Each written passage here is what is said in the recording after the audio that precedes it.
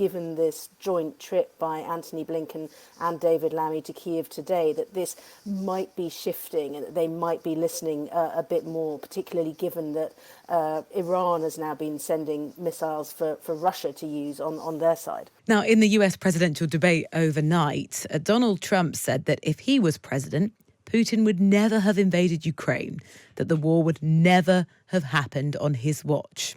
Kamala Harris said that if he had been president, then President Putin would currently be sitting in Kyiv. Well, we're talking about the US's stance, currently, of course, the decision of Joe Biden, not Donald Trump, and their stance, because Britain believes that the US could allow Ukraine to use long-range cruise missiles against targets in Russia within weeks. The US Secretary of State and David Lammy, our Foreign Secretary, are travelling to Ukraine today for talks over the use of weapons, including British-made Storm Shadow missiles. This really could be a pivotal moment in the war between Russia and Ukraine. Here to go through the politics of the day is the political correspondent Terry Stiastny. Terry, good morning.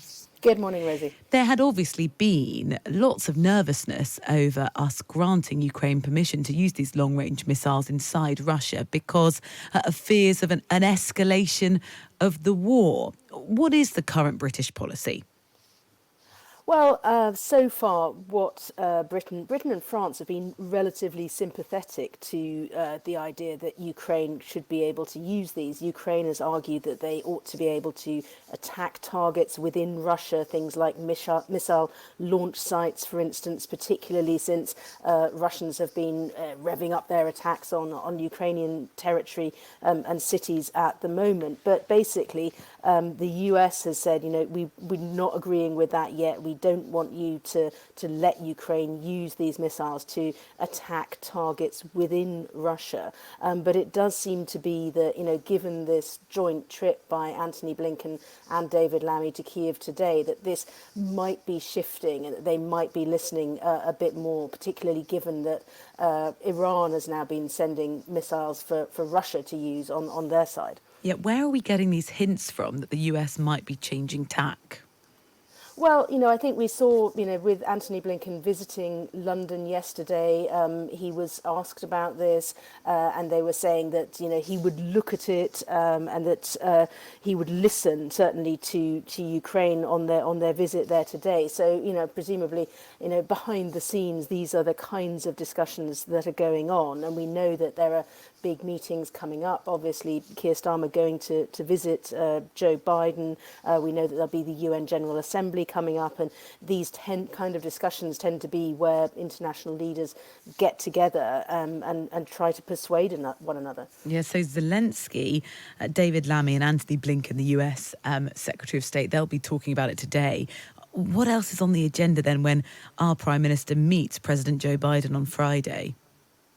Well, obviously, there are a lot of big international issues to be discussing. Presumably also they will want to talk about the situation in the Middle East. And we know that there was some reservations on the United States parts about Britain not wanting to allow certain arms sales to Israel. So that's probably something else that is going to be coming up. I'm sure Keir Starmer would have had a close eye on the debate as well last night. Whether he stayed up to watch it live, I'm not sure. He might watch the edited highlights this morning. Let's talk about the political issues that are more domestic, actually. And today there's going to be what's called, which sounds very dramatic, a fatal motion in the House of Lords. Explain what that is. It's all over the debate and the government victory yesterday on winter fuel payments. Yes, that's right. This is something that was put forward by a crossbench peer who's also a former pensions minister and a pensions expert, Ros Altman. She tabled a motion that said the House of Commons basically shouldn't go ahead with this winter fuel payment cut. She feels that it's a bad policy. The House of Lords, they could only make the Commons think about it again. And, this is something that will be debated and no doubt there'll be strong views expressed, but it's probably not something that will pass. But it might be a way to gauge the feeling in the House of Lords as well as regards the cutting of the winter fuel payment, given the discussions in the Commons yesterday. Yeah, presumably the Lords, sort of the day after a bill had been passed, wouldn't kibosh it at that point. Well, it's unlikely, and yes, again, this is a crossbench peer, and yes, it is somebody with a lot of expertise in the area of pensions and of older people, and she may have quite a bit of sympathy on both sides of the House of Lords. But as it's not something that's been put forward by the government, this is something again that's it's unlikely to pass, but it may be an indication of the feelings on the red benches. 53 Labour MPs abstained. It's difficult to get an actual number, but it looks about only 12 who did so without permission. One Labour MP voted against the government. Now, previously, when this has happened over child benefit, all those 7 MPs who rebelled and voted against lost the whip. Do we know what might happen in this case? Well, yes, this is John Trickett, who had been, quite publicly critical of this, and he said after he voted against the government that he would sleep well, saying he'd done this in good conscience, and sleep well knowing that he had voted to defend his constituents. But what we don't know is, whether he slept well knowing that he would lose the whip or not. Because yes, as you say, when this happened in the debates on the King's Speech, the Labour whips were quite quick to suspend the whip from those other MPs. But we haven't heard yet about whether that is likely to happen to John Trickett as well. OK, so we're waiting to see. Might be a development on that today.